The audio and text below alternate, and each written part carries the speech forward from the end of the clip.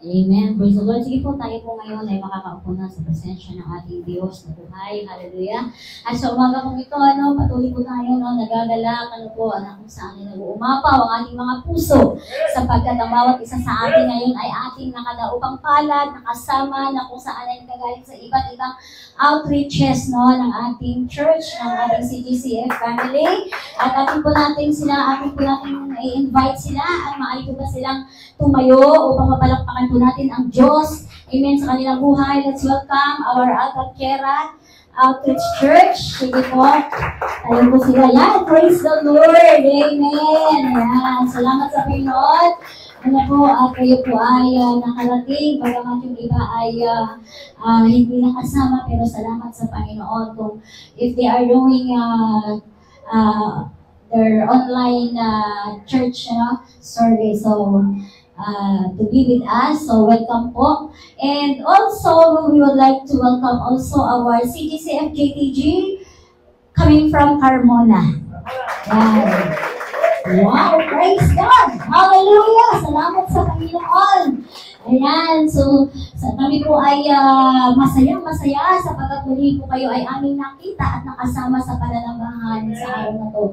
And also, ay hindi din po maaalis sa ating puso ang ating home church na nagmumula doon sa ating Woodtown CGCF JTG House Church. Let's welcome them. Sige po kayo po sila. Amen! Hallelujah! Palakpakan po ang ating Panginoon. Salamat po sa ating Diyos na buhay. At maging din po ang ating home church din naman, ang ating 13. Yan.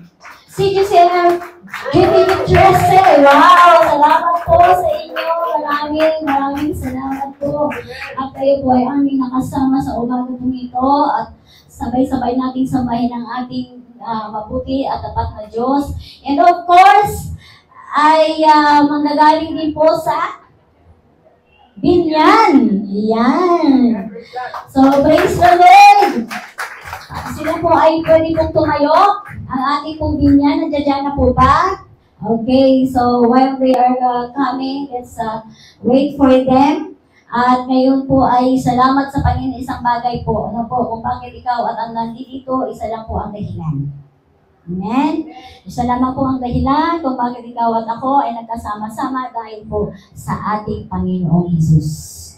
Amen? So, nandito po ang ating altar nandiyan sila, yung ating 13, yung ating Woodtown. And of course, hindi mawawala syempre sa ating puso ang pinagmula ng lahat.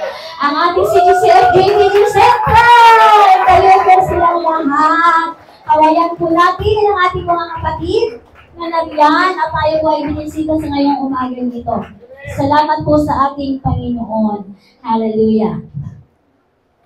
And for this morning, salamat sa Panginoon sapagkat tunay po na pinapahayag pa rin po ng Diyos ang kanyang katapatan. Amen? Sa bawat isa sa atin, ang kanyang kabutihan, sa bawat araw, sa atin, kung kaya narating natin, ang Sunday service na ito. Kung kaya, sige po, tayo po lahat, nais ko manyayahan at ang lahat ay bukod manalangin. Father God, we thank you so much for this very morning that you have given to us once again. We thank you and we lay down everything, O God, and to your feet, Lord Jesus, that God, we acknowledge your mighty and sweet presence of your Holy Spirit in our midst today. Thank you, Father God. We pray that you will continue to bless all your people here in this place. Bless all your people here in the sanctuary. Father God, each and every one of us, Lord God, has a desire to encounter you this very day. So, Father God, allow your Spirit to minister. Allow your Holy Spirit to speak in every heart of your people here in this place. Father God, we thank you for your power that manifested in our midst, oh God. Thank you, Lord God, for the praise and worship. Thank you so much, God, that truly, Lord, you fill our hearts with so much joy. Thank you, Lord, that truly there are so many reasons, Lord, to worship you, so many reasons to thank you, so many reasons to praise you and to exalt your name, Jesus. So, Father God, we thank you. We thank you, Lord. We thank you, Jesus. Hallelujah, Father. And Lord, as we listen to your word and as you deliver your very word today, God, we beg on you, Lord, that you will continue to open up our spiritual ears, our spiritual heart. That God, truly your word is powerful, alive, Lord God. And Father, it is powerful above all. Thank you, Father God, that even, Lord God, it will separate our flesh and our spirit. And even, Lord God, it discerns the thought, Lord, that it discerns our thought, Father God. So thank you so much, Lord God. As we meditate your word this very day, I pray that the Holy Spirit continue to minister and speak in our hearts. Father God, we thank you. To you, we give back all the highest glory, honor, praises, and thanksgiving belongs to you, our Lord Jesus Christ. And everybody say, Amen and Amen. Hallelujah. So, sige po, let's continue. I would like to bring you the book of Galatians chapter 6, verse 7 to 8. So, sabi po, do not be deceived. God is not mocked. For whoever man sows, that he will also reap. Nandiyan na po ba sa ating projector? Ayan. So, ayan, verse 7. And the one who sows to his own flesh will from the flesh reap corruption, but one who sows to the Spirit will from the Spirit reap eternal life. Ano ba yung ginagamit niyo, NCSB? Akin na lang.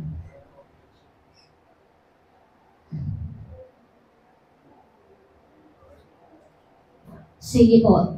Start po tayo doon. Balik po natin sa Tagalog, and I would like you to read this one.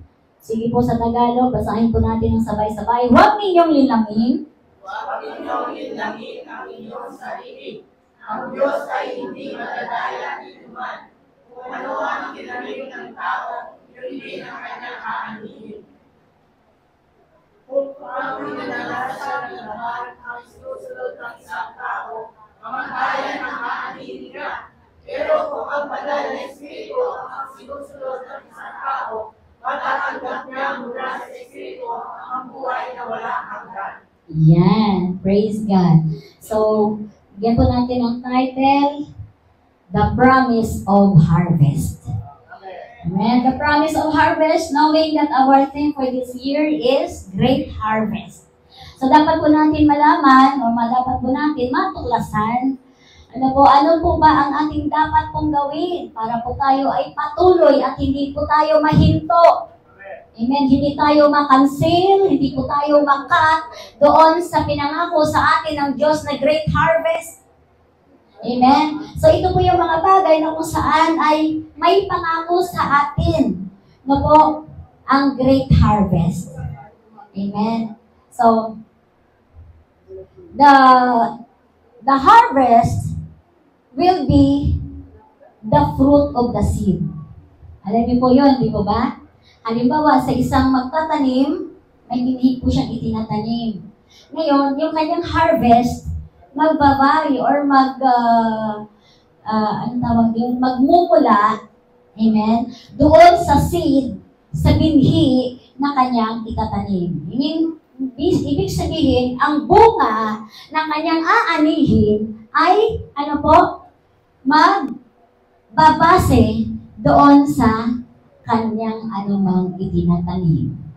Amen. Ngayon, sa ating pong bilang spiritual na pag-uusap, ito pong lahat ng ating mga ginagawang ito, example, ito po, yung ginagawa natin ngayon, yung gathering na to, ito po ay isang kinukonsider natin, o ito ay tinatawag din natin na isa sa ating binhi. Isa ito sa ating seed. Ha? Isa ito sa ating seed o binhi na itinatanim natin. Amen? Sa ating mga buhay. Amen? At sa bawat pagtatanim natin, amen, mayroon po yan siyang kaakibat o katumbas na pag-aani. Amen?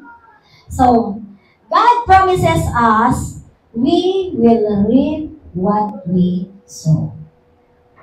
Ang pangako sa atin ng Diyos ay aanihin natin kung ano man yung ating itinatanim. Amen? So, number one, una, makita po muna natin dahil doon po sa sinasabi ng ating text verse na binasa natin nang sabi niya, do not be deceived. Sa Tagalog po kanina, huwag.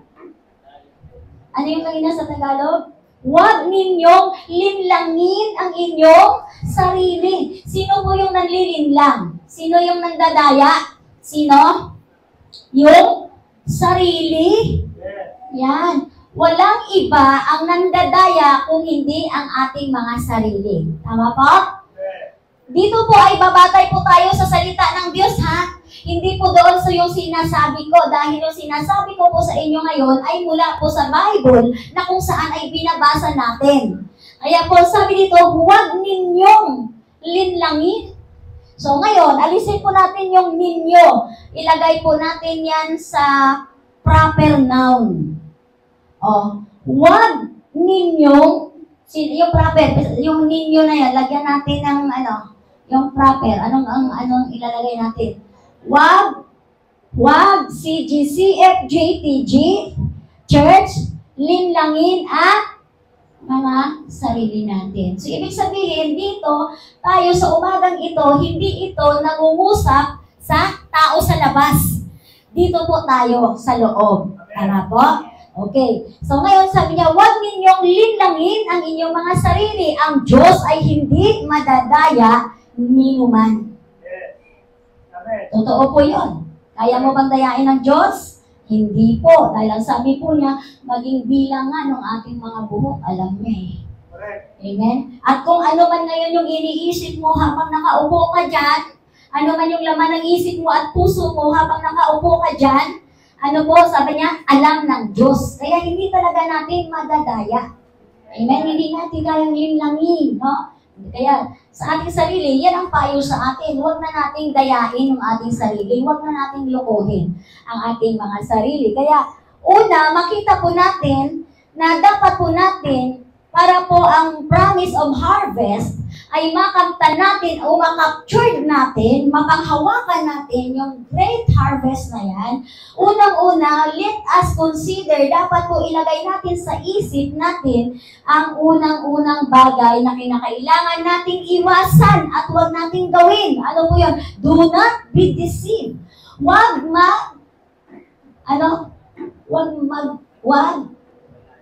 magpapadaya or huwag guluhin ang sarili. Kaya minsan, alam niyo, tayo lang talaga ang naglilikha ng gulo ng ating kaisipan. Di ba? Kaya ito sabi ng Lord, alam ng Diyos ang ating puso at isipan. Kaya sabi niya, do not be deceived. Huwag mong linlangin ang iyong sarili. Sabi pong gano'n. And, ano po sabi niya? Why? Because God is not mocked. Hindi natin maluloko ang Diyos. Amen? So, God was mocked by the unbelieving people such Pharaoh and Egyptians. Noong unang pong sa Old Testament, ay nangyari po ito. No? Paano ba namamak ang Diyos? Paano ba nadadaya ng tao? No? Ang Diyos. Ayan, sa paano pong paraan. So, kung titingnan po natin, basahin po natin ang Exodus chapter 5 verse 2. Ano po sabi ng Exodus chapter 5 verse 2? Sabi niya, sinabi ng Paraon, sino ba ang Panginoon para makinig ako sa Kanya at payagang umalis ang mga Israelita? Hindi ko kilala ang Panginoon at hindi ko pa aalisin ang mga Israelita. Sabi ko ganun. Sabi niya, doon sa Exodus. Minsan, sa ating isip, ito din minsan ang tumatakbo sa atin. Diba? Sabi niya, sinabi ng Paraon, Paraon na nagsasalita, sabi niya, sino ba ang Panginoon para makinig ako sa Kanya? Sabi po ganon. At payagang umalis ang mga Israelita. Hindi ko kilala ang Panginoon at hindi ko paalisin ang mga Israelita. Ang parawan na to, di ba ba? Ito yung tao, siya yung ayaw sumunod o kumilala sa Diyos. So, ibig sabihin, kapag hindi tayo sumusunod sa Diyos at hindi tayo nakikinig sa sinasabi ng Diyos, we mock God. Di ba? Naluloko natin ang Diyos. So, kasi kapag sinabi mo, we mock, we insult, naiinsulto ang Diyos. Pag sinabi, yung mock, yung word na mock, naiinsulto ang Diyos. Katulad ng paraon na to, naiinsulto niya yung Diyos. Bakit? Kasi tingnan niyo po, yung verse, sino ba ang Panginoon? Dito mayroon ba tayo makakapagsabi ng ganyan? Hindi po natin kayang sabihin ngayon yan in this, time. Sa ating pong buhay, hindi po natin kayang sabihin. Bakit sino ba yung Panginoon na yan? Di ba? Hindi natin kayang sabihin yun. Bakit? Kasi kapag ganun ang nangyari sa atin, lalabas tayo that we are mockers. We are scoffers. Iniinsulto natin ang Diyos kapag sinasabi natin, sino ba yung Diyos na yan? Bakit ako susunod sa Kanya? No? We, like Paroa, magiging kagaya tayo ng paraon na ito. No? Na, rebelde siya sa Diyos. So, tingnan natin ang Matthew chapter 27, verse 27 to 43. Yan, sige, tingnan po natin. Ano po sabi niya? Sabi niya, dinala ng mga sundalo si Jesus sa loob ng palasyo ng gobernador, at nagtipo ng buong batalyon ng mga sundalo sa paligid niya.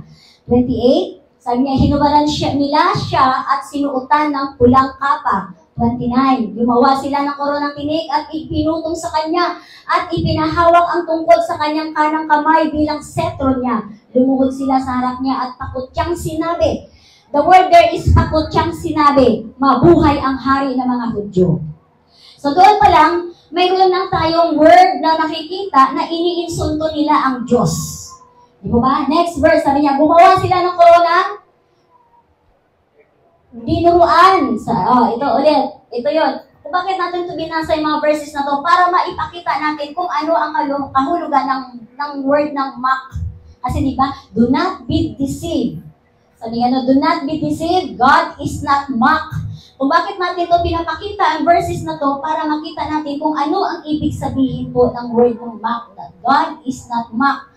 Ang Diyos ay hindi madadaya. Kasi pagka sinabi natin nadadaya, nai-insult natin ang Diyos. Kagaya nito. Sabi niya, dinuraan nila si Jesus at kinuha ang tungkod sa kanyang kamay at paulit-ulit nilang inihampas sa kanyang ulo. Next verse. 31, tapos magyam tayo sa 41. Then, patapos nilang kutyain. Ayan, ito na. Patapos nilang kutyain si Jesus, hinubad nila sa kanya ang kapa at isinuot muli sa kanyang mga damit niya. Pagkatapos dinala nila siya sa labas ng lungsod upang ipako sa krus. Then, jump po tayo doon. Verse 31. Yan. Ganon din ang mga pangungutya ng mga namamahalang pari, ng mga tagapagturo ng kautusan, at ng mga pinuno ng mga Hudyo. Sinabi nila, sabi niya, iniligtas niya ang iba, pero hindi niya mailigtas ang kanyang sarili. Hindi ba't siya ang hari ng Israel? Kung bababa siya sa krus, maniniwala na kami sa kanya. Verse 43. Nagtitiwala siya sa Diyos at sinabi niyang siya ang anak ng Diyos. Ngayon, tingnan natin kung talagang ililigtas siya ng Diyos. So, yung time na yan, na bago ipako ang ating Panginoong Hesus, marami na po siyang mga pangungutya na naririnig sa mga tao. At maging din naman po sa ating panahon, ay mayroon din pa rin po ng mga ganoon. Hello po? Sa ating pong panahon, ulitin ko po, sa ating pong panahon ngayon, mayroon pa rin pong ganito. Ibang version naman. Kasi dati yung pangungutya nila kay Jesus Christ, yung hinahampas nila, kinurunahan ng tinig, di ba ba? Niluray-luray yung mga damit, gano'n ang ginagawa nila. Sa atin naman pong panahon ngayon, paano natin naiinsulto ang Diyos? Kapag ka po tayo ay wala ng panahon at oras sa Diyos, isa po yan sa pag-iinsulto sa Diyos. Meaning to say, hindi ka naniniwala na ang Diyos ay may magagawa na tulong sa iyo. Bakit po? Kasi yung pamamaraan mo na lang, yung iyong, pinangyayari. So, ngayon po, bilang isang mga Kristiyano, sa huling kapanahunan, ito na yon. Ano po yung huling kapanahunan? Ito na po, tayo na. Ito na yung huling kapanahunan. Tayo na po yon. Sa 2 Peter chapter 3 verse 3, ano po ang sabi po ng 2 Peter chapter 3 verse 3? Sabay-sabay po nating basahin sa Tagalog. Dapat ninyong maunawaan na sa mga huling araw ay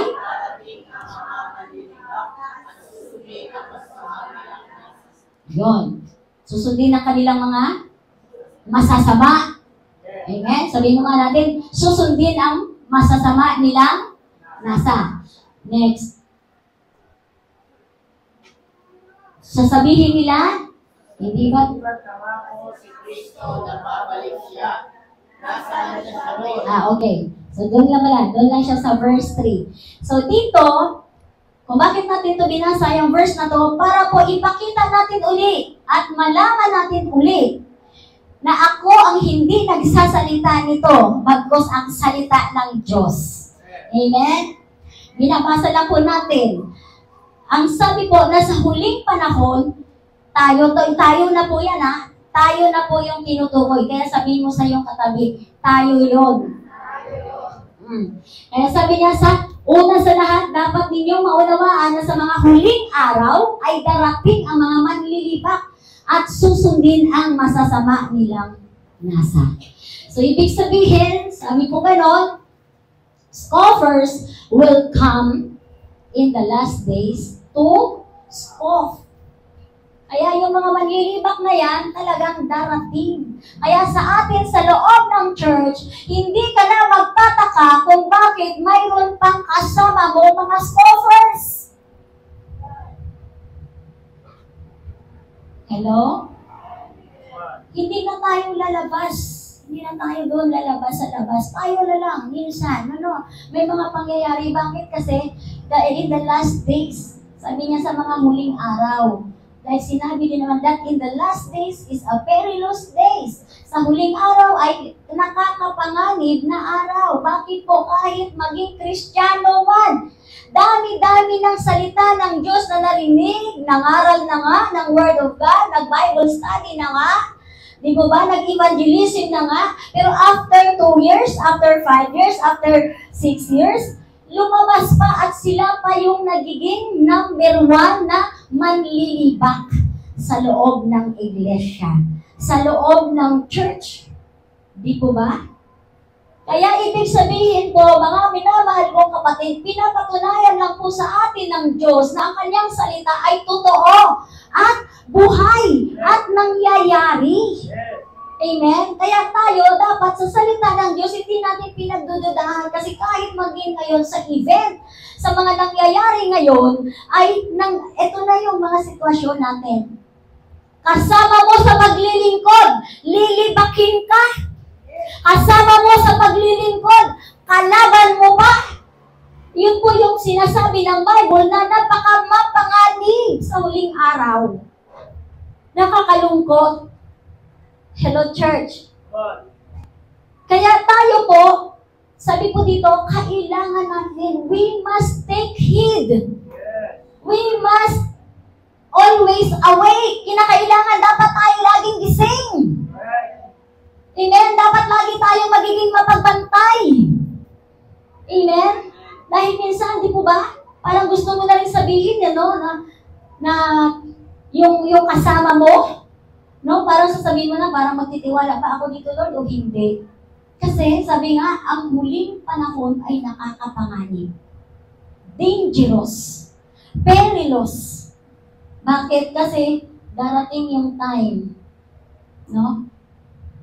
kapag kasinidlan siya ng masamang espiritu, magtataka ka na lang, nakahapon, kasama mo sa pagkain sa isang plato, kinabukasan, papapatay ka pala niya. He will betray you. Bakit po? Kasi nga, ito yung sinasabi ng Word of God na it is a perilous days. Di ba? Kaya po, church, ano po ang kailangan po natin po na dapat natin pong ingatan sa ating pong mga buhay? Isipin po natin lagi. Kaya sabi ng ating verse, sabi niya, huwag kang mapagod sa paggawa ng mabuti. Amen? Sabi niya, do not grow weary while doing good. Kaya sabihin mo sa iyong katabi, huwag kang mapagod. Diba?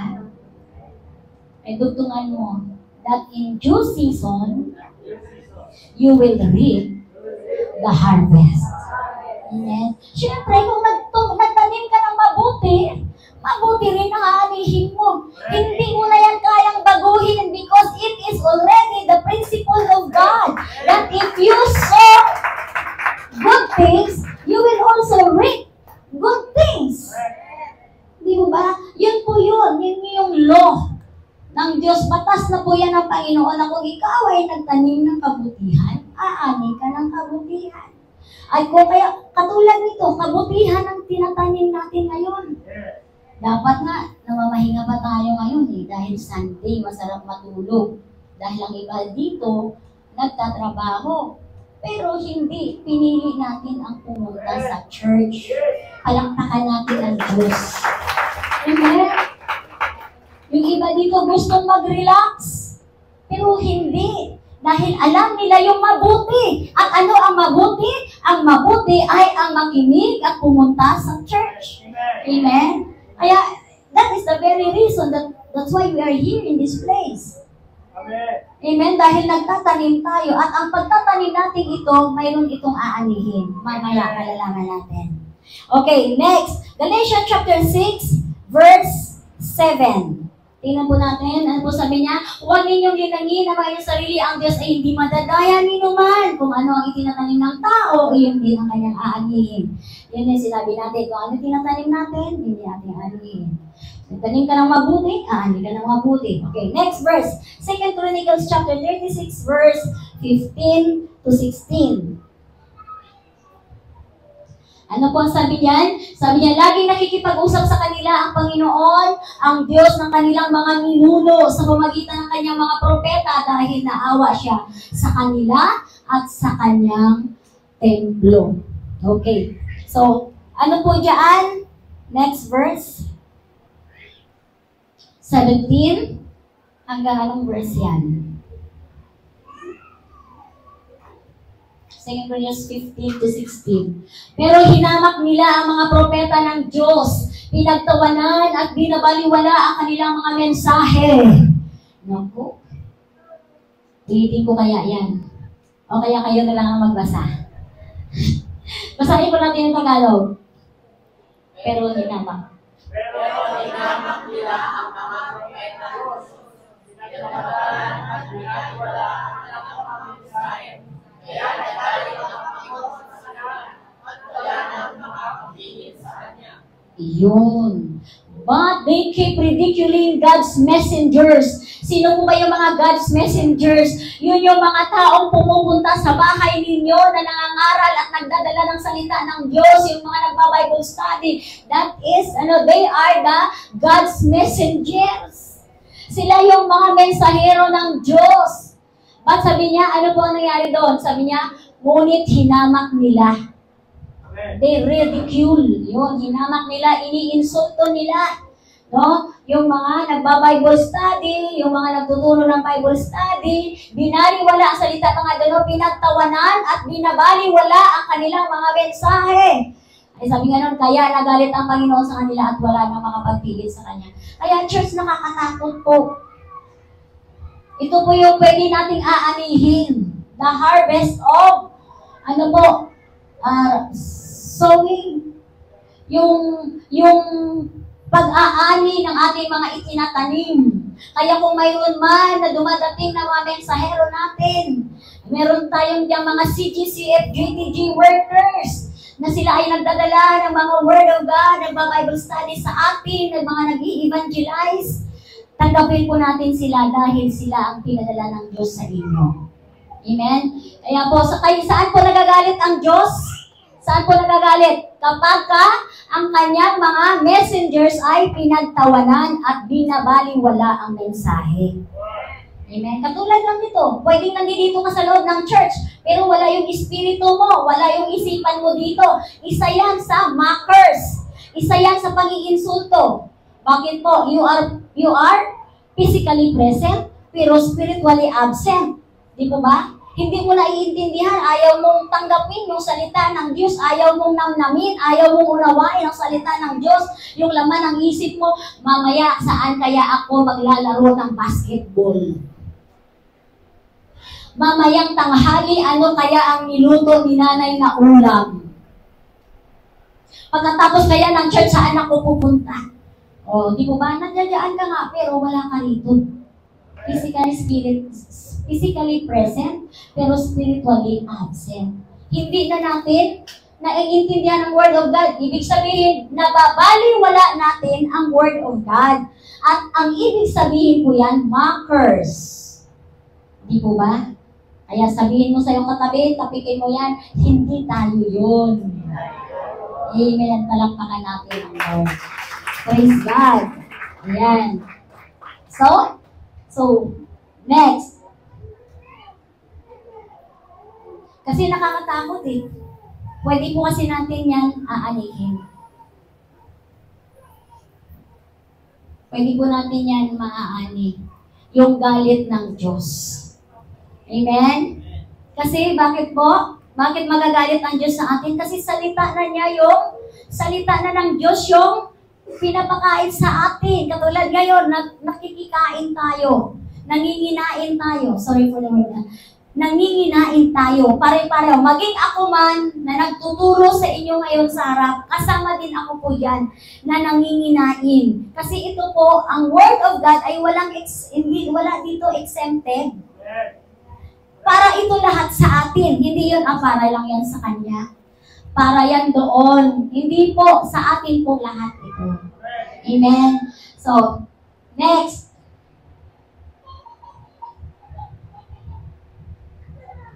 So, whatever a man sows, that he will reap. Katulad po doon sa Galatians chapter 5, mayroon po doon, ano po ba yung fruit of the Spirit? Di ba ba? Ano yung fruit of the Spirit?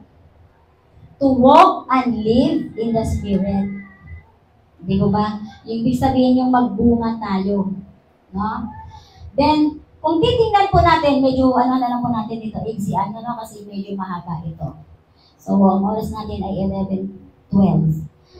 So, sabi po dito sa chapter 6, beginning ng chapter 6 ng Galatians, inuutusan po ang bawat isa dito sa atin na tayo po ay dapat, ay buong pusong magpasakop at magpakumbaba na kung saan ay kailangan po, ng restoration. Bakit nagkaroon tayo ng restoration? Kasi po ang tao, sabi po, sa pasimula pa lang, tayo po ay, sway.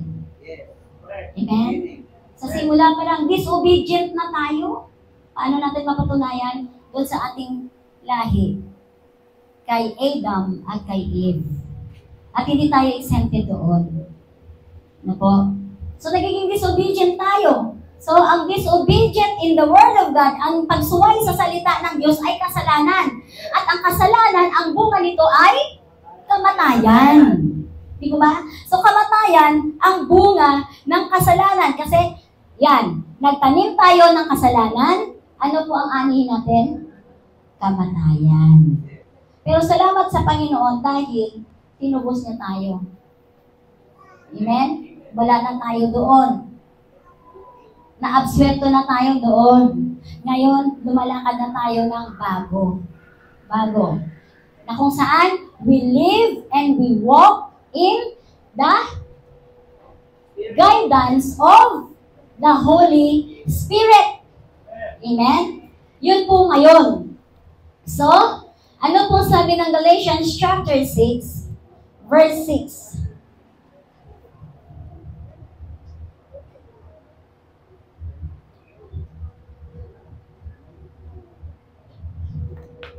So sabi po ng Galatians chapter 6 verses, ang mga tinuturuan ng mga salita ng Diyos ay dapat na tumulong at mabigay sa mga nagtuturo sa kanila.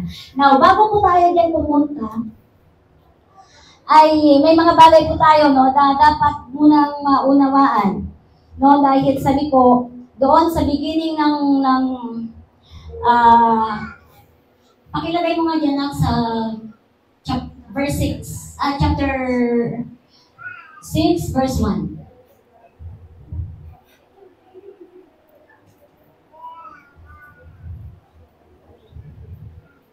Yan, sabi niya, mga kapatid, kung may magkasala man sa inyo, kayong mga ginagabayan ng banal na Espiritu ang dapat tumulong sa Kanya para magpalinloob sa Panginoon. Ngunit gawin ninyo ito ng buong hinahon at mag-ingat kayo dahil baka kayo naman ang matukso. Verse 2, ang sabi po, tulungan ninyo ang isa't isa sa mga problema at sa ganitong paraan ay matutupad ninyo ang utos ni Kristo. So doon po dyan, sinasabi o pinapaalaala po sa ating lahat ng ating Panginoon na ang dapat isa sa atin, ang bawat isa sa atin ay meron tayong pananagutan. Ano po? At ano yung pananagutan na yan? Hindi po utang. Di po ba? Kundi utang ng pagmamahalan. Di mo ba? So kung mayroon mang nagkakasala, halimbawa yung kapatid mo sa Panginoon nagkakasala, tulungan mo siya dahil mahal mo siya. Amen? Dahil may malasakit ka sa Kanya. At siya ay mahalaga sa Diyos. Kaya kung siya man ay nahulog sa kasalanan, tulungan mo siyang makatayo. Amen? Tulungan mo siyang makatayo. Tulungan mo help them to restore. Amen? Sa pagkakasala, makaahon doon sa kasalanan. Yun po yung sinasabi. Then, another one in sowing, ito yung sinasabi po ng Galatians chapter 6. Yun kanina sa spiritual. Ngayon, ito naman sa physical. Ayan, sabi niya, ang mga tinuturuan ng salita ng Diyos ay dapat na tumulong at magbigay sa mga nagtuturo sa kanila. So, ibig sabihin po, isa pa rin ito sa pagtatanim na ang bawat isa, o ang sino man, mayroon po tayo ditong responsibility. Ano po ang ating responsibility na minention dito? Ito na yun nag-mention na ng physical resources. Ano po yung physical resources na sinasabi po dyan? Ano po yung physical resources? Sabi niya, ang mga tinuturuan ng salita ng Diyos ay dapat na tumulong at magbigay sa mga nagtuturo sa kanila. Kaya ibig sabihin, sa atin po minsan, sa ating mga bilang mga Kristiyano, alam po ninyo, minsan naabuso natin yung salitang itong sinasabi natin. Ay, ayan na naman sila ni Pastor, pera-pera lang yan. Di po ba? Parang ganito lang po yun Parang tayo po ngayon kumakain ng Word of God. Tandaan po natin, ang salita ng Diyos ay walang bayad. Tumanggap tayo ng regalo. Pag sinabi regalo, libre, free. Tinanggap natin ang regalo ng Diyos sa atin, nagtamo tayo ng kaligtasan. Ngayon, ang itinuturo ngayon sa atin, dahil tayo po ay nagmamahal sa Diyos, at nagmamahal din tayo sa mga taong nagpapagal sa atin. Kasi katulad po nito, pagpapagal. Halimbawa, mayroon kang teacher sa school. Ang teacher mo, nagsumasahod sa pamagitan ng pagbabayad ng kanilang mga tuition fees. Tama po? Ngayon, dito naman po sa atin, sabi ng Galatians chapter 6, ito yung utos. Nasabi niya, ang mga tinuturuan, sino po yung mga tinuturuan? Sino po yung mga tinuturuan? Pakitaas ang kamay ng mga tinuturuan. Yun, salamat sa Panginoon. Sabi niya, ang mga tinuturuan ng salita ng Diyos ay dapat na tumulong at magbigay sa mga nagtuturo sa kanila. So, kailangan pa po natin ng paliwanag yan? Hindi na po. Kung kaya't hindi na po tayo magtataka. Di po ba? Mayroon po tayong sinusulat, no? Diyan. Saan mo ba yun binilagay? No? Kung yan ay sa tithes mo, susulat mo sa tithes mo. Kung yan naman ay for the word or the seed of God, no? Ano yun? Seed for the word. Di po ba? Pag sinabi natin seed for the word, ito po yun. yung seed. Kasi, hindi ka naman pwedeng magtanim nang wala kang binhi. Sino po dito na magsasaka? Tapos sabi niya, pupunta ako sa aking lupain, magtatanim ako, pero wala kang dala. Hello? Wala kang dala, magtatanim ka, pero wala kang dala. So, ganun din po sa atin. Hindi tayo po pwedeng, aani tayo na wala ka namang itinatanim. So, ito po, sa bagay na to, physical resources yung sinasabi dito ng Galatians chapter 6, na ang bawat isa na tinuturuan ng salita ng Diyos ay dapat? Obligasyon po, hindi. Ano po?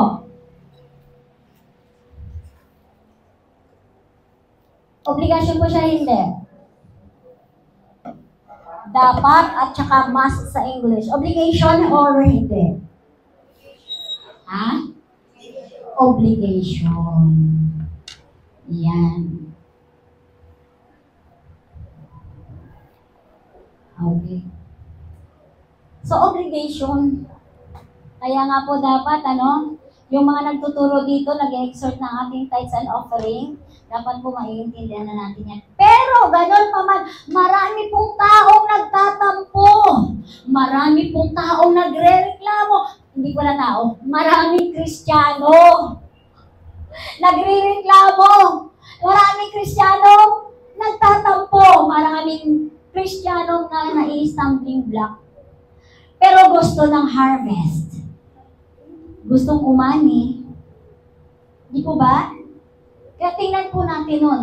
Ito po ay hindi turo ng mga pastor. Ito po ay turo doon sa mga Kristiyano ng mga taga-Galacia. Kasi yung Galatians church ito eh. Kristiyano, nakakilala sa Panginoon po, kaya yun ang sulat sa kanila. Siguro yung mga taga-Galacia, mga Korinto,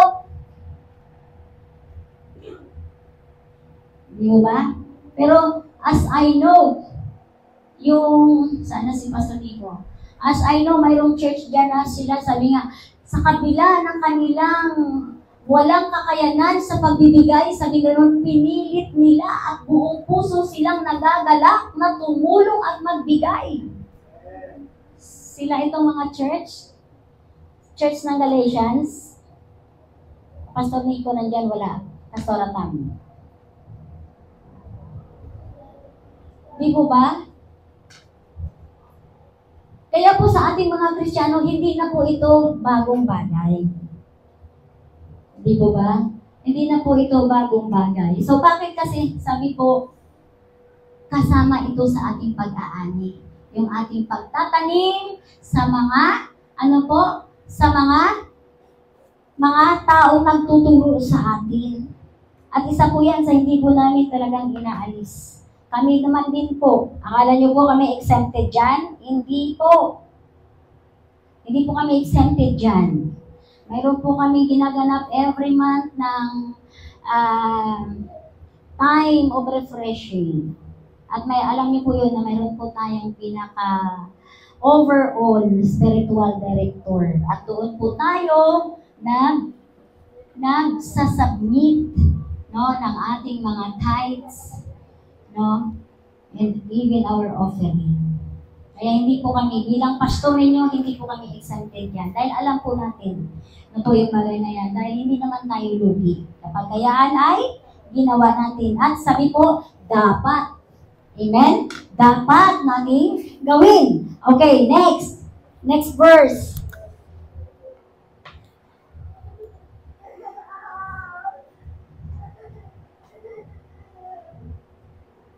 Kung kaya, sa bagay na yon, ano pong sabi doon ng ating verse? Sabi niya, so do not be in weary. Huwag tayong magsasawa. Yan, sa verse sabi niya, kaya huwag tayong magsasawa sa paggawa ng mabuti. Dahil sa tamang panahon, matatanggap natin ang ating gantimpala kung hindi tayo susuko. Di po ba? Kagaya ng isang pagtatanim, ang isang magsasaka, hindi pagkatapos na isinabog niya yung kanyang binig, tapos na. Hindi po. I-cultivate pa niya yan hanggang sa lumubo, dadamuhan, i-fertilizer, lahat ng gagawin niya para magiging maganda ang kanyang pag-harvest. At tayo, ganun din po dapat. Para magiging maganda ang ating ani, marami po tayong gagawin. Nandiyan, lagi dapat tayong nananalangin. Lagi dapat tayo nagbabasa ng Biblia. At kung ano yung binabasa natin, dapat nilalakaran natin yan ang pinamumuhay. Kasama po yun sa ating great harvest. Amen? Amen po. Kaya sabi niya, huwag tayong magsasawang gumawa ng mabuti. Sapagkat, sabi ko ganon, darating ang panahon, ang tamang panahon ng pag-aani. Amen. So next, palakpakan natin ang Lord. So bakit po marami pa po mga taong ganun pa din sa kabila na alam nila ang kanilang dapat gawin pero hindi nila nagagawa kasi kulang pa nga ito, bakit ako magbibigay? Kasi wala pa nga ako masahe, bakit ako magbibigay? Ayun, may mga ganyan po tayo. So ano po yun ang nangingibabaw dyan? Ito, tingnan po natin. Sabi po, okay, wait na muna.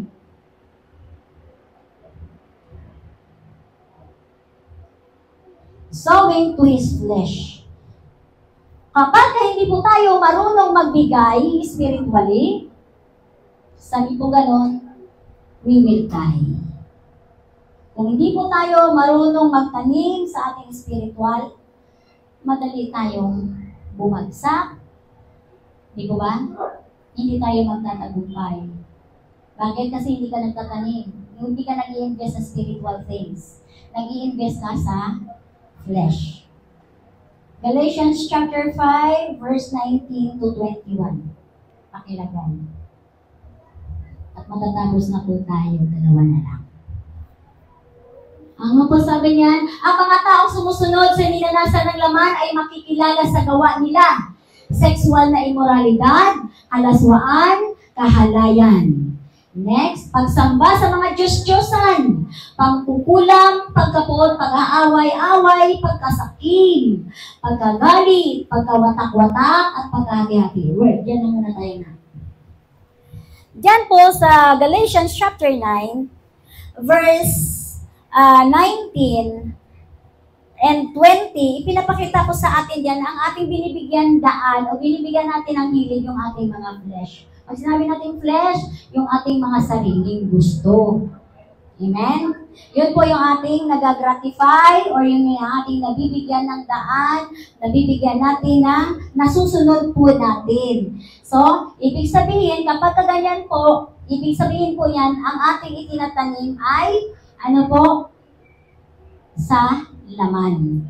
Bakit laman? Kasi sarili natin sinusunod, hindi natin sinusunod ang Word of God. Amen? So, o kaya, yun po ang sabi niya. So, kapag po tayo nagtatanim sa flesh, ano po ang mangyayari? Alam niyo po, pag tinanim natin yung kapag tayo ay nagtanim sa ating flesh, isa lang po yan. Paano po malaman natin? Paano natin makikita na tayo po ay nagtatanim sa ating flesh? No? By, our own, energy. Yan. Sa ating mga ginagawa, ating mga diskarte, no? Words, sa ating mga pananalita, no? Na parang, kaya nga ako naghanap buhay eh. Kaya nga ako nagpapagod eh. Kaya nga ako nagsikap eh. Yan. Sa flesh po yun. Kasi hindi mo na kinilala ang Diyos. Kung kaya ka malakas, kung kaya buhay ka, kasi kasama mo ang Diyos. So, ginagratify natin yung ating flesh. So, words and money or other resources. Yan po, yung mga bagay na yan. Kaya sabi po, ano po sabi niya? Pagsamba sa mga Diyos-Diyosan. Akala niyo po ba yung pagsamba sa Diyos-Diyosan? Akala niyo po ba yung mga nakasabit-sabit lang sa wall? Hindi po yun. Kapag mayroong bagay na sa buhay mo, hindi mo kayang bitawan, idolatry yan, Diyos-Diyosan pa rin yan. Halimbawa na, boyfriend mo. Mahal na mahal mo yung boyfriend mo. Kaya pinamili ka ng boyfriend mo. Ano ang pipiliin mo? Mag-church ka sa praise the Lord na yan o ako? Ay mahal na mahal yung boyfriend mo, sasabihin mo, ikaw. O sino nabibigyan mo ng sino yung nabibigyan mo ng, kaninong nasunod? Ang will ng Lord o yung will mo? Yun po yun. Kaya ibig sabihin, yun. Yun ay pagtatanim sa ating, ano po, flesh. Halimbawa, sumahod ka ng 5,000. Alam mo na kaagad, ang utos ng Diyos, ibigay ang para sa Kanya. O kung halimbawa, sa 5,000, mayroon kang tithes na 500. Iisipin mo, 500 ibibigay ko sa Panginoon. Ano ang bahagi ng Diyos sa pagtatrabaho ko, araw-gabi, nagpuyat ako, tapos bibigay ko lang sa Kanya ang 500? Ano ang bahagi niya sa akin? Para tayong si Paraon. Naalala niyo kanina sa Exodus chapter 5 verse 2? Para tayo si Paraon. Sino yung Diyos? Bakit ako susunod sa salita niya? Yan, parang ganun tayo. Na kapag nagbigay tayo ng ating tithes and offering ganyan, bakit ko ibibigay yung 500 kung kita ko to? Nagbanat ako ng buto, nagsunog ako ng kilay, dugo at pawis ko. Ang hindi natin nalalaman, ang hindi natin natuos, salamat sa Panginoon dahil nagising ako. Hindi pa niya ako kinuhaan ng hininga. Salamat sa Panginoon dahil pinayagan pa niya akong magtrabaho. Nagising ako ng malakas, masaya at kompleto ang pamilya ko. Hindi po natin naisip yun. Hello, church? Bakit nagaganon tayo? Bumagsak tayo doon sa, sa side ng ating pagiging makatao at makalaman. Yung fleshly desire. Pag sinabi natin fleshly desire, sarili lang natin yun. Na pag-iisip, sarili natin yun katuwiran. Sarili nating prinsipyo. Kaya nga ang sabi ng Diyos, do not be deceived. God is not mocked. Sabi niya, huwag ninyong linlangin ang sarili ninyo. Huwag ninyong dayain ang sarili ninyo sapagkat hindi ninyo madadaya ang Diyos. Kung ano ang itinatanim ng tao, sabi niya, iyon din ang kanyang aanihin. Amen? So, yun po yung mga bagay na yun. Next. So, he sows, sabi po, nagtatanim tayo dyan sa flesh. At kapag ka-flesh, ang ani po niyan ay kamatayan. Kamatayan po. Pangalawa, ano po pa pong ani dyan? Reaping corruptions. Ayan, Romans chapter 8, verse 12 to 14. Sige po. Sabi po ganon, lakasan po natin ang basa, sabay-sabay. Ginawa ito ng Diyos para matupad ng sanay natin buhay sa pagbuhay ng Espiritu at hindi ayon sa ating makasalanang katao. In order that the laws requirement would be accomplished in us, so do not walk according to the flesh, but according to the Spirit. Alam niyo po yun, kapag tayo po ay isang Kristiyano na hindi na tayo lumalakad ayon doon sa ating mga natutunan. Hindi na tayo lumalakad o umaakto ayon doon sa ating mga sinasabi ng ating puso at isipan. Bagkus tayo po ay lumalakad at umaakto base doon sa sinasabi ng salita ng Diyos na ating tinanggap at ating narinig. Amen? So, ito po yun. Kaya nga, ang sabi pong ganon, in order that the law's requirement would be accomplished in us who do not walk according to the flesh. Kaya sabi niya, kung hindi po tayo lalakad ayon doon sa ating mga nais, ibig sabihin niyan, ikaw ay lumalakad ayon sa nais ng Diyos. Amen? At hindi mo na sinusunod yung sarili mo. Amen? Yan. Tahimik na ang lahat. Amen. Romans chapter 8, saan yan? Verse 12 to 14. Kaya sabi niya, kaya nga mga kapatid, hindi tayo dapat mamuhay ayon sa ating makasalanang pagkatao. Kaya ito po ang gusto ng ating Panginoong Hesus, na huwag tayong mamuhay sa ating sariling pagkatao. Amen? Alam mo ba yung sariling pagkatao? Ang dali-dali nating sabihin na hindi ako available sa prayer meeting. Ang bilis-bilis po nating sabihin na hindi ako pwedeng umattend ng Sunday service. Bakit po? Isa na lang po yan palatandaan na tayo po ay buhay pa sa ating sarili. Buhay pa tayo sa ating mga sarili kagustuhan. Kasi ang sabi kong ganun, kailangan po, bakit po sinasabi ng Diyos sa atin na kinakailangan dapat sa gusto na ng Diyos tayo mamuhay. Bakit? Kasi mapapahamak tayo. Mapapahamak po tayo. Bakit po tayo mapapahamak? Kasi, ano po ang sabi dyan? Ano po? Kapag po tayo mamuhay sa ating makasalanang pagkatao. Ano po?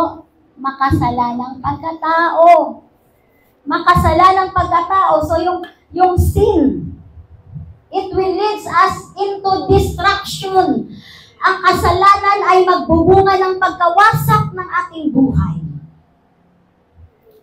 Hello, church. Kaya po mga kabataan ngayon, ang bilis-bilis mag-boyfriend. Isang text na kaagad, nag-date na. Pangalawang araw ng pagkikita, kung saan-saan na nakasuot. Kaya after 2 weeks, ayun na, buntit na. Hello? Hello, church. Kaya tayo po dito, hindi po tayo natatakot ipangaral yung holiness, righteousness, and faithfulness. Bakit po? Kasi sinabi na yan ng Lord ahead of time. Hindi pa tayo dumating sa last days ngayon. Sinabi na yun ng Panginoon noon pang bata pa tayong maliit nakasulat. It is already written in the Word of God. Na darating ang araw na kung saan ay mapanganib na ang mga kabataan, ang mga tao ay magiging maibigin na lang sa kanilang mga sarili. Mga masuwayin. Kaya ngayon hindi ka na magtataka. Bugbog na sa pangangaral ng holiness and righteousness. Arriba pa rin yung mga sarili nilang gusto na in love. Laging nakadate. Laging gusto mag-date. Ano din lagi sa paborito nila yung KKK. Ano yung KKK? Kataas-taasan. Manonood ng sine. Kataas-taasan, kadilim-diliman, kasulog-sulukan. Yun ang mga gusto. At ang matitindi pa dyan, minsan nagtuturo na ng Word of God.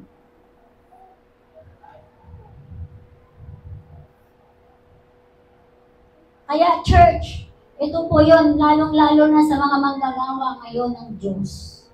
Sabi po gano'n, kung tayo po ay magpapatuloy na mamuhay sa makasalanang makatao, makasalanang makatao, alin yung makasalanang makatao? Ito yung ating mga buhay na to, yung ating mga sarili na to. Makatao to, makasalanan to. Kasi flesh, no? Makasalanan. At ang gusto nito lagi, yung alin? Yung makakapagsaya, yung magbibigay ng saya, yung magbibigay ng satisfaction. Ano ba yung satisfaction sa Tagalog? Satisfaction. Ano yung satisfaction? Magbibigay ng kasapatan. Yun. Yung masasapat siya sa kanyang gusto, yun yung kanyang sinusunod. Regardless kung siya ay tagal-tagal na digada na siyang nagtuturo ng Word of God.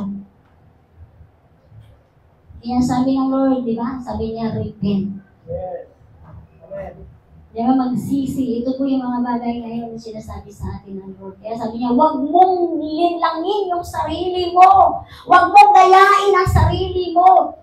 Kaya huwag po natin iisipin kung nag-iisa ka man. Gagawa ka ng kasalanan sa sarili. Wala si brother, wala si sister, wala si pastor, Lester. Hindi nila alam to. Wala si Pastor JR. Hindi nila alam to. Kaya pag-usapan natin, pag-chismisan natin sila. Huwag mong isipin yun dahil ang sabi ng Lord, huwag mong linlangin yung sarili mo sapagkat ang Diyos ay hindi madadaya. Amen. Amen? Kaya sabi ko gano'n, kaya sabi niya, patuloy tayong mamuhay sa, mamuhay at lumakad ayon sa banal na Santong Espiritu. Sapagkat kapag tayo ay mamumuhay sa ating makasalanang pagkatao, sabi niya, mamamatay tayo. We will die. Kung kaya, hindi ka na magtataka. Now you see, now you don't. Parang kabuti na lang lagi na kapag ka mayroong kumulog, di ba? Pag kulog, lalabas ang kabuti. Di ba? Yun ang nagiging ugali natin sa church. Sisimba ka na lang kapag gusto mo. Pero kapag ayaw mo, ang dami-dami mong dahilan. Ayaw mo mag-church. Bakit? Kasi nandoon ka pa, sa totoo lang talaga, nandoon ka pa sa makasalanang pagkatao natin. Bakit? Kasi hindi mo masupil eh. Hindi mo masupil na gusto mong sumunod sana sa Diyos, pero hindi mo magawa. Bakit? Kasi nangingibabaw at nangyayari at makapangyarihan ang sarili mo kaysa gusto ng Diyos para sa iyo. That's why, ano po, you will reap corruptions. Diba? Distractions, ruins. Ito yun yung anihin natin. Mapapahamak ka. Diba? Hindi mo alam, bigla na lang daming problema. Tinubuan ka na ng mga bukol. Ayun yung mga ganyan. Kasi distractions yun. Ano yun? Pag-aani. No? Corruptions. Tutubuan ka na ng bukol. Dami na ng problema ang nangyayari sa'yo at dumadating. Hindi pa tapos yung isa naman. Ang talangin po natin, ano ba yung iyong itinatanim kasi? Hello? Nabasa naman natin ang verse 14. 13. Sapagkat mamamatay kayo kapag mamuhay kayo ayon sa inyong kasalanang pagkatao, pero mabubuhay kayo kung susupilin ninyo ang inyong kasalanang pagkatao sa pamagitan ng banal na Espiritu. Amen? Kaya hindi nyo ba napapansin? Every Sunday, puro tayo altar call, tawag dito sa unahan. Bakit? Kasi gusto natin mapuno tayo ng Holy Spirit. Kasi kapag napuno na tayo ng Holy Spirit, we can live and walk by the power of the Holy Spirit. Pero kung nandiyan ka lang, nakatayo ka lang dyan, nakukusyoso ka lang, sino ba yung umiiyak dyan, bakit sila natutumba, bakit din ang mga to, bakit na umiiyak yan, siguro marami siya problema. Kung ganun po yung ating mentalidad, wala pong mangyayari sa atin. Wala pong mangyayari sa atin. Next, verse 14. Sabi niya, we will die. Kaya hindi ka magtataka eh. Maraming Kristiyano, 2 years, 3 years, 4 years, 5 years. Ang tagal-tagal na naglingkod, tapos bigla na lang nawala sa church. Bakit? Isa lang po ang dahilan yan. Kasi nagtanim sila ng, sa sarili nila. Sa kanilang flesh. Sarili lang nila yung kanilang gusto. Doon sila nagtanim. Hindi sila nagtanim sa Diyos. Okay, 14. Ang mga tao pinapatnubayan ng Espiritu ng Diyos ay mga anak ng Diyos. Ito po yun yung dahilan kung bakit tayo po ay inuutusan ng Diyos na dapat. Sabi niya po kanina doon, dapat you must live. Sabi gano'n. In the Spirit, kailangan nating mamuhay ayon sa banal na Espiritu. Bakit po? Kasi ito po yun, para tayo ay mapatnubayan ng banal na Santong Espiritu. Then next, sowing to the Spirit. At tayo po ay nagtanim sa Espiritu, Ephesians chapter 5 verse 8. Ang sabi po, dati, namumuhay kayo sa kadiliman. Tama po ba yan? Sino po dito yung dati? Nung wala pa siya sa Lord, namumuhay siya sa kadiliman, taas po ang kamay. Ako, nandiyan ako sa kadiliman. Hindi ko yan ibig sabihin na hindi ka pumatay ng tao, hindi po. Tayo pong lahat noon ay nasa kadiliman. Di ba ba? Ay, sabi niya, kaya ito pong sabi niya, ito yung totoo. Dati, namumuhay kayo sa kadiliman, pero ngayon ay naliwanagan na kayo dahil kayo ay nasa Panginoon na. Kaya, sabay-sabay ko natin basahin. Kaya, ipakita sa pamumuhay nyo na naliwanagan na kayo. Palagay ko po, hindi na natin kailangan explain yan. Di ba ba? Ano na lang po, sabi utos sa atin yan? Ano po ang utos sa atin? Show! Amen? Sabi niya, show it. Di ba? And walk it. Lakaran mo, ipakita mo sa iyong buhay. Yan. So, yan. Kung tayo po ay nagtanim sa ating spiritual, aani tayo ng, ano po, ng buhay na kasama ang banal na Santong Espiritu. Amen. Next, John 8:31. John 8:31, sabi niya, sinabi ni Jesus sa mga Hudyong sumampalataya sa Kanya, kung patuloy kayong susunod sa aral ko, totoo ngang mga tagasunod ko kayo. Yan. So Jesus said to the Jews who believe Him, if you continue in my word, you really are my disciples. So you are the true disciple of Jesus Christ if you will continue to abide and obey His words. Amen. Amen? Ikaw nga ay tunay. Tingnan mo muna yung katabi mo. Maganda. Yan. Kasi kung maganda yan, ibig sabihin true disciples.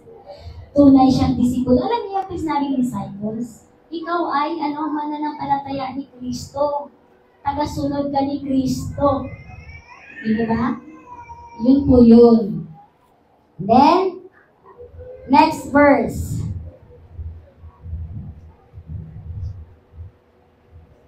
So, sowing the Spirit, Galatians chapter 5, verse 22 to 23. Ito yun. Malalaman mo kung ikaw mismo, sa sarili mo, malalaman mo yan eh. Kung ikaw ay talagang nasa Diyos. Kasi minsan, alam ko, may mga naglalaro sa inyong isip. Ako ba talaga ay sa Diyos? O, ito po ngayon yung katugunan ng tanong mo. Kung ikaw ay talagang sa Diyos. Galatians chapter 5, verse 22. Ang sabi niya, ngunit ito ang bungang makikita sa taong namumuhay sa kapangyarihan ng banal na Espiritu.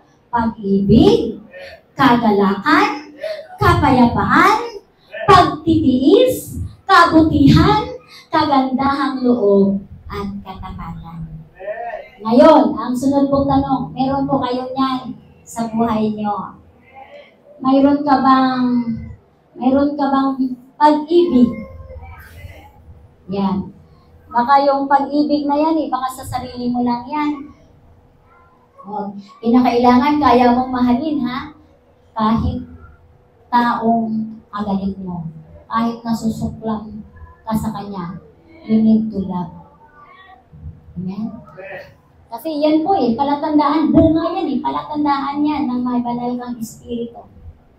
Hindi mo gawa yon kung hindi yung banal na Espiritu na nasa sayo. Yung Holy Spirit na nabubuhay sayo. Kung kaya mayroon ka niyan. May pag-ibig ka, may kagalakan ka ba?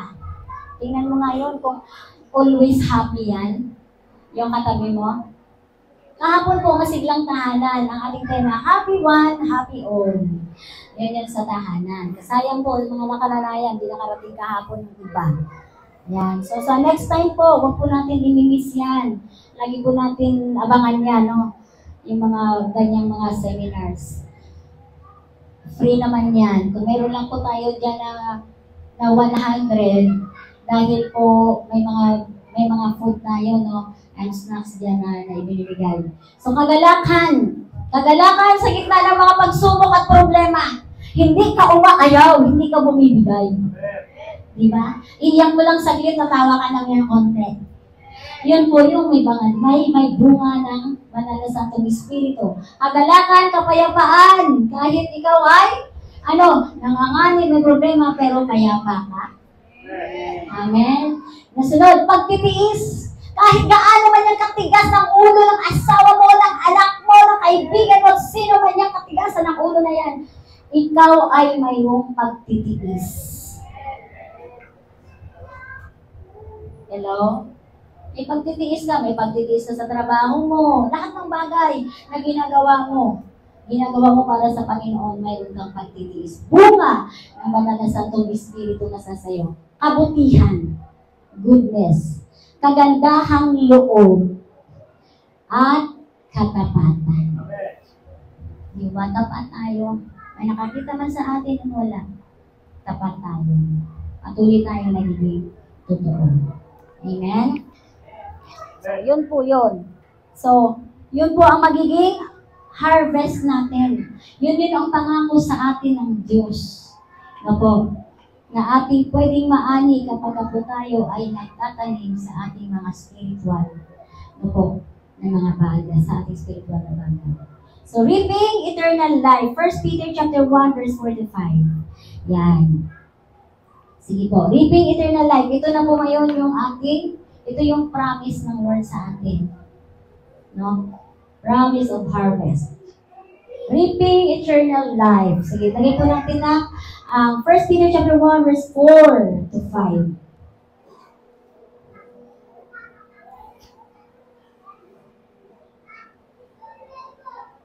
And sabi niya, and into an inheritance that is imperishable, uncorrupted, and unfading, kept in heaven for you. Kaya po, kapag sa Tagalog naman po yan, ano po ba yung ipinamana sa atin ng Diyos?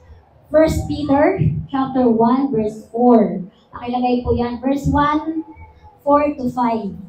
Chapter 1, 4 to 5. Sabi po, 1 Peter chapter 1, verse 4. Verse 4 to 5. Verse 4 to 5. 1 Peter chapter 1, verse 4. Unang Pedro, kapitulo 1, talatang 4 hanggang 5. Ha?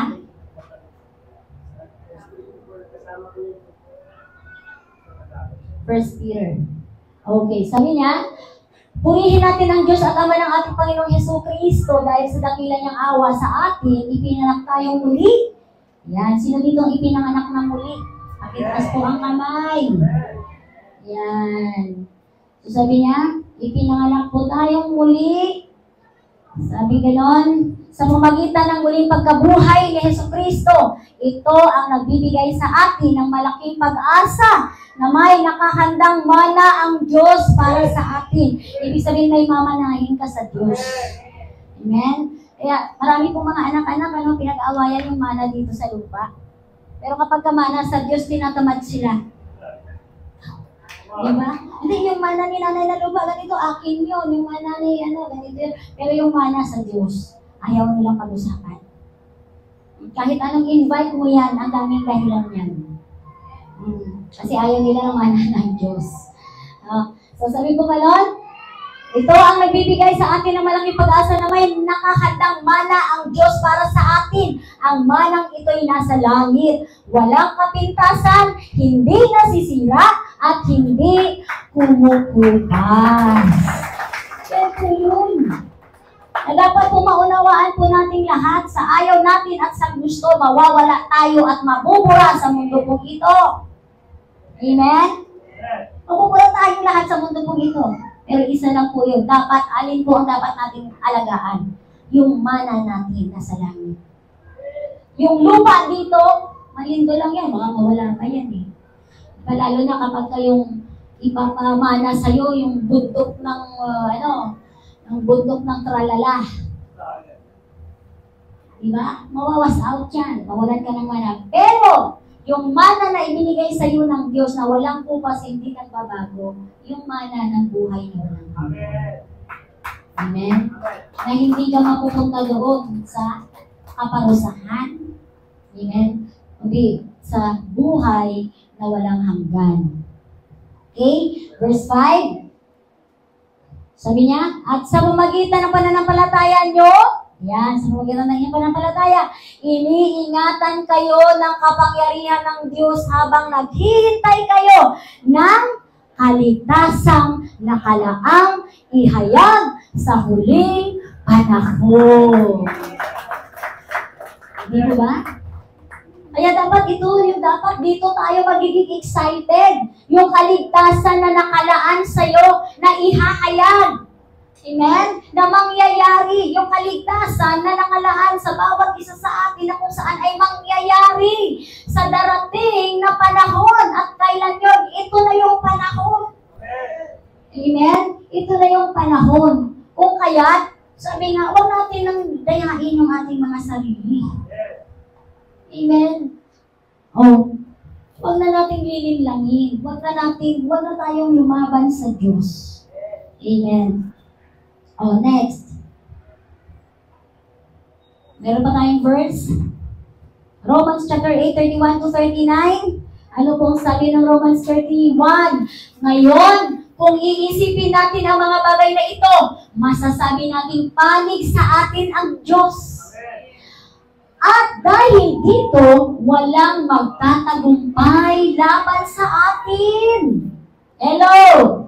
Pakibalik mo. What then are we to say about these things? God is for us. Who is against us? Kaya nga sabi kanina na awitin ka sa atin kanina, ano yung ating praise kanina doon sa ating kanta? God is fighting for us. He pushing back the darkness. And then lighting up the candle. Ibig sabihin, ang Diyos ay tuluyang talagang nagpupusigi. Ang Diyos na ikaw at ako ay ilawan. Makita ang ilaw sa atin, yung salita na ating napapakinggan, ay gusto ng Diyos na makita sa ating buhay sapagkat sabi nga, siya ay kakampi natin. At kung kakampi natin ang Diyos, sino ang magiging laban sa'yo? Sabi niya, nothing. Amen? So kaya sabi niya, verse 32, ano po ang sabi? And He did not even spare His own Son. Kung ang sarili niyang anak ay hindi niya ipinagkait, sa halip ay ibinigay para sa atin. Tiyak na ibibigay din niya sa atin ang lahat ng bagay. Ano ang ibibigay sa iyo ng Diyos? Ang lahat ng bagay. Kaya ito yung iha-harvest mo. Lahat ng bagay. Sapagkat ito na yung pinangako sa atin ng Diyos. Na kapag ikaw ay nagtatanim sa spiritual na bagay at hindi sa sarili o flesh, sabi niya, ibibigay sa iyo ng Diyos ang lahat ng bagay. And how He will not also with Him grant us everything. Naintindihan po natin to? Di ba ito yung gusto natin? Kaya nga nag-overtime ka? Kasi gusto mo ng marami? Kaya sabi ng Diyos, ito na ngayon yung sinasabi sa'yo ng Diyos, Church, CGCF, JDG Church. Sabi niya, ibibigay ko sa'yo lahat ng bagay. And next, ano pong sabi niya? 33. Sabi niya, sino ang maaaring mag-akusa sa mga pinili ng Diyos? Lahat ng kamay tumaas na pinili ng Diyos. Amen. Ang Diyos na mismo ang nagturing sa atin na matuwid. Church, tinuring na tayo ng Diyos na matuwid. Hello? Tinuring na tayo ng Diyos na matuwid. Kaya iwanan na natin yung ating dating gawin. Diba? Wala na tayo dun sa kasalanan. Bagamat kahit makasalanan tayo, kahit suwain tayo, kahit na tayo ay hindi marunong sumunod, pero tinuring tayo ng Diyos. Amen? Tinuring tayo ng Diyos na matuwid. Sa kabila ng mga kasalanan natin, kaya please, huwag na tayong magpatuloy. Umahon na tayo dyan sa paggawa ng kasalanan, sa walang kabanalan, sa walang katuwiran. Di ba? Lumayo na tayo dyan. Sa hindi pagiging tapat, umahon na tayo dyan dahil sabi ng Diyos, tinuring ko na kayong mga matuwid, kayong mga pinili ko. Amen? Next verse, 34. Sabi niya, wala rin makakahatol sa atin ng kaparusahan. Wow! Sabihin mo sa iyong katabi, hindi ka na mapaparusahan. Amen? Hindi ka na mapaparusahan. Bakit po? Dahil si Kristo Jesus na mismo ang hinatulang mamatay para sa atin. At hindi lang yan, muli siyang binuhay at nasa kanang kamay na ngayon ng Diyos at namamagitan para sa atin. Pinuhin mo nakalunglong si Jesus Christ sa langit para sa iyo at sa akin. Kinahabagan niya tayo. Aabusuhin mo ba? Pinili ka na nga. Tinuring ka na nga niyang matuwid sa kabila ng mga kasalanan at pagkukulang natin, tinuring tayo matuwid. Aabuso ka ba? Masyado ka naman. Di mo ba? Parang sumusobra na tayo. Alam natin makasalanan tayo, pero hindi na yun sa isip ng Diyos. Hindi na yun inisip ng Panginoon. Inisip na ng Diyos na mahal ka niya, kaya tinuring niya tayong matuwid. Kaya sabi niya, walang sino mang magiging laban sa iyo. Walang magiging laban sa iyo. Sino magiging laban pa sa iyo? May laban pa ba sa iyo? Wala nang laban sa iyo si Satanas. Kaya wag po natin sasabihin, sorry po, hindi ako nakarating ng sante kasi si Satanas eh. Wala! Hindi na yan ganon! Wala na yun, hindi na natin pwedeng katwiran yun. Wala nang laban, sabi ng Diyos, wala nang laban sa iyo, sino pa man, dahil ikaw ay akin na. Kaya ibig sabihin, hindi natin po pwedeng sabihin, hindi ako makapag-church kasi walang pamasahe. Yung kawalan, hindi yan magiging laban sa iyo. Hello, church! Yung problema, yung sakit at karamdaman, hindi yan magiging laban sa iyo para hindi ka makarating sa church. Trabaho mo, overtime mo, hindi yan magiging laban sa iyo para magiging absent ka sa church. Amen. Dahil ang sabi naman yun, binilang na kitang matuloy. Wala nang sinong mang magiging kalaban mo. Sabi niya, pinabagsak ko na ang lahat ng maaway mo. Yung makakalaban sa iyo, sabi ng Diyos, pinabagsak ko na. Diba, bakit? Kasi ikaw ay akin. Sabi ng Diyos, ikaw ay akin. Kaya po, sabi po ngayon, yan naman, last na yan. Next, 35. Walang makapaghihiwalay sa akin sa pag-ibig ni Kristo. Sabihin po natin ng sabay-sabay. Walang makapaghihiwalay sa akin sa pag-ibig ni Kristo. Teka lang po parang latang-lata tayo. Walang makapaghihiwalay. Hindi kayo natutuwa dyan? Grabe yung love ni Lord sa atin. Hindi ko ba na-imagine niyo yun kung gaano tayo kamahal ng Diyos na hindi karapat-dapat pero minahal niya. Di ko ba marami sa atin, sa loob ng ating pamilya, may mga magulang na sa kanyang anak galit, the vice versa na para bagang hindi kaya mahalin, pero ang Diyos, ang sabi ng Panginoon, mahal kita, maging sino ka man. Di ba? Kaya ang sabi po dito, kaya naman, ito yung ating sasabihin, walang, sabay-sabay, walang nakapaghiwalay sa atin sa pag-ibig ni Kristo. Kahit dumanas pa tayo ng mga ulitin po sabay-sabay ng mga paghihirap, pag-uusig, gutom, kawalan, tarani, o maging kamatayan. Hallelujah! Walang makapaghiwalay sa iyo at sa akin sa pag-ibig ng Diyos. At ito dapat ang magiging laman ng ating mga kaisipan. Church, hindi dahil sa leader mo na hindi mo gusto. Dahil ang tutusin, kung mayroon kang pintas sa leader mo, kung may pintas ka sa pastor mo, kung may pintas ka sa mga kamanggagawa mo, lalong higit mas maraming pintas ang Diyos sa iyo. Amen? Kaya ito po yun. Sabi ko gano'n, isa lang po, huwag tayong magtanim sa ating sariling pagkatao. Huwag tayong mamuhay sa ating sariling pagkatao. Sabi, patayin po natin. At hayaan natin yung Holy Spirit. Next verse, 36.